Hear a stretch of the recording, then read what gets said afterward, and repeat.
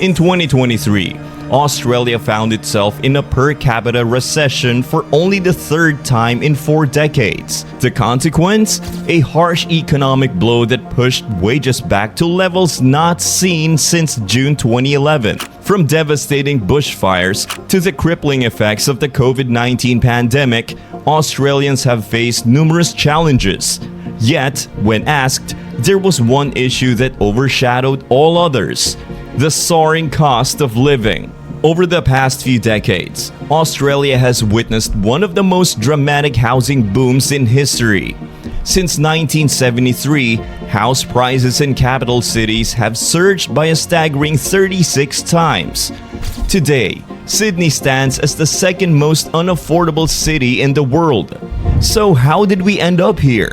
What caused this unprecedented rise in housing costs? And why is the cost of living spiraling out of control? This is the dark side of Australia, a story of economic challenges, housing market frenzy, and the daily struggle faced by millions.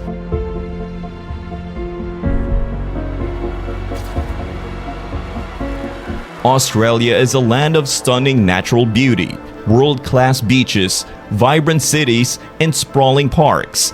It looks like a paradise, but living here is a different story. Take Melbourne, for example. To buy a median home here, a family needs to earn at least $170,000 a year. In Sydney, that figure skyrockets to $260,000 annually. Compare this to the median household income of around $100,000, and home ownership starts to look like a distant dream for most Australians. And it's not just Sydney or Melbourne.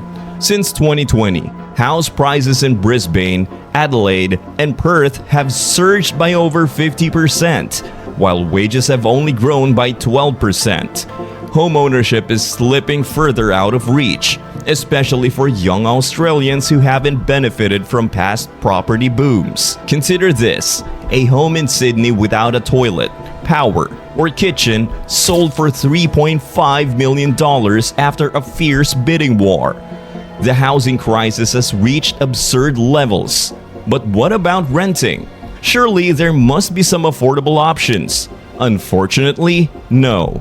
Median rents in Sydney now exceeds $3,000 per month, and Brisbane isn't far behind at $2,500. Demand for rental units is insatiable.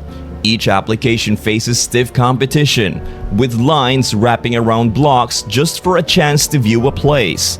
Renters aren't vying for luxury. They're simply fighting for a place to live, sleep, and call home.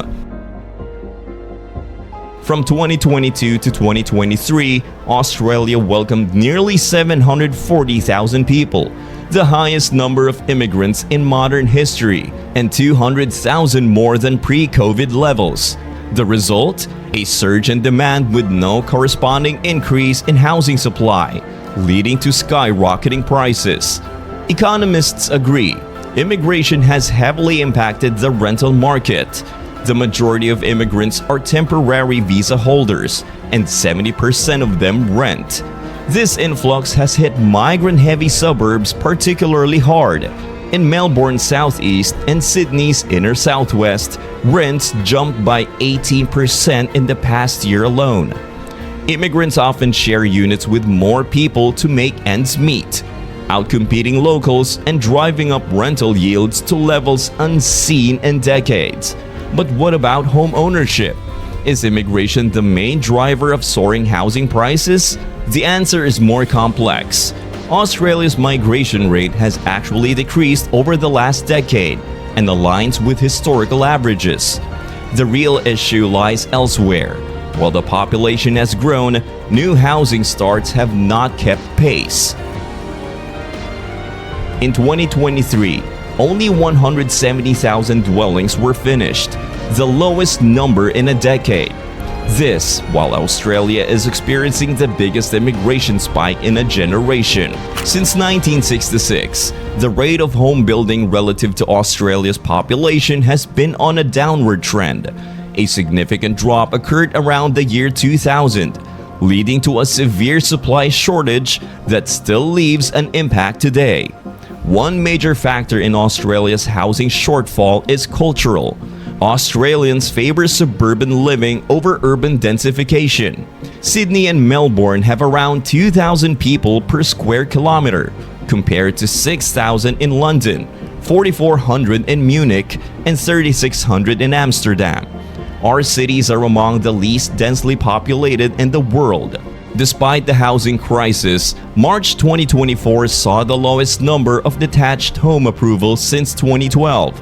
Strong community oppositions and government red tape lead to lengthy approval times. These delays have thwarted government efforts to meet affordable housing targets. Australia is on track to build 40% fewer homes than needed. This scarcity benefits current homeowners but has had a devastating impact on young people.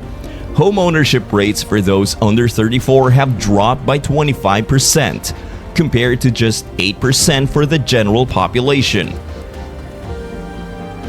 Back in the 1930s, Australia faced a major housing shortage and wanted to boost investment in rental properties.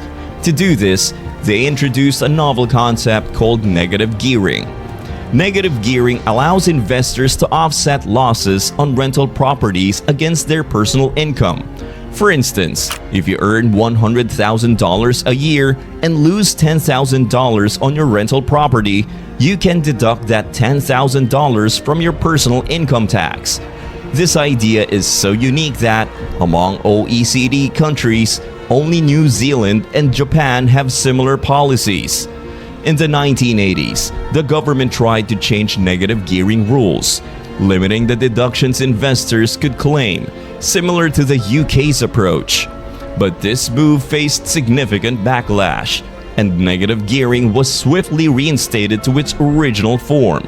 Australians can also hold real estate investments in their retirement accounts, known as supers, similar to IRAs in the US. Supers offer significant tax benefits, reducing rental income tax to 15%.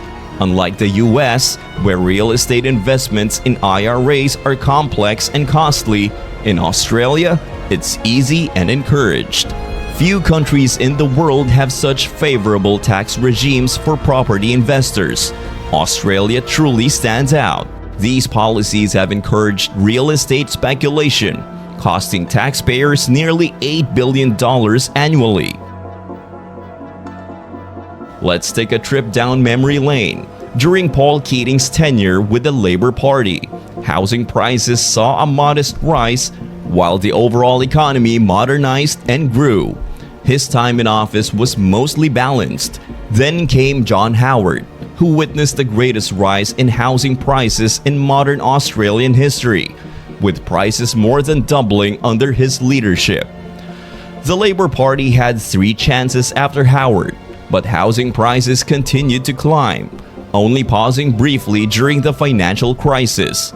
Following them, the coalition government had its turn. Tony Abbott, strike 1. Malcolm Turnbull, strike 2. Scott Morrison, strike 3. Housing prices remained out of control. Now, with Anthony Albanese at the helm, the decade ends with yet another massive increase in housing prices. If you bought a home in 1992 for $500,000, it would be worth $2.4 million today. And if you were born after 1992, owning a home might feel like an impossible dream. The conclusion is clear. This problem goes beyond political parties.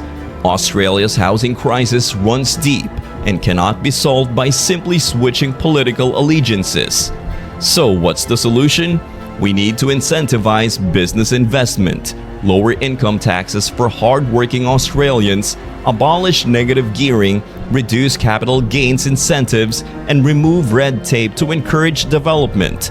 And, most importantly, we need educated Australians who can hold politicians accountable.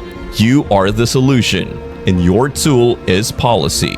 What do you think? Let me know your thoughts in the comments below. Thanks for watching. Don't forget to like, subscribe, and hit the bell icon for more insightful and interesting videos just like this one. Until next time.